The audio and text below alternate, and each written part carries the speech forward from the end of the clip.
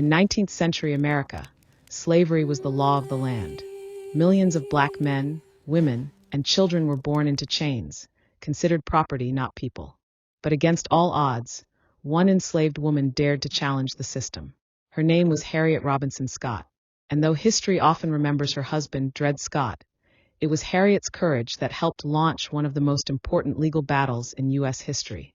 Harriet Robinson was born around 1815 in Virginia, one of the most brutal slave states.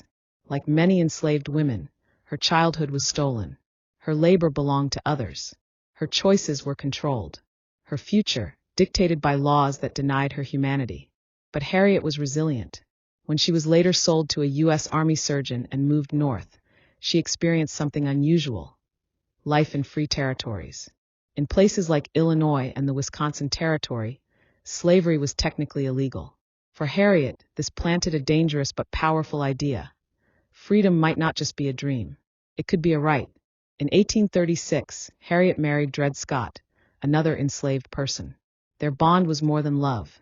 It was an alliance of survival and hope. Together, they raised two daughters, Eliza and Lizzie.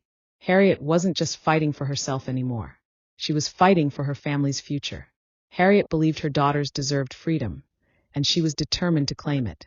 In 1846, Harriet and Dred made a bold decision. They filed a freedom suit in Missouri courts. Their argument was simple but revolutionary. They had lived in free territories, therefore the law should recognize them as free. Imagine the courage it took. Two enslaved people, treated as property, daring to stand in a courtroom and demand justice from a system built to keep them in chains. The case dragged on for over 11 years, winding through multiple courts. At times they won. At times they lost.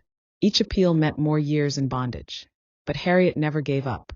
Finally, in 1857, the case reached the U.S. Supreme Court in the infamous Dred Scott versus Sandford decision. The court's ruling was devastating. It declared that black people, enslaved or free, could never be U.S. citizens. Worse, it claimed Congress had no power to ban slavery in federal territories. The ruling crushed Harriet's case.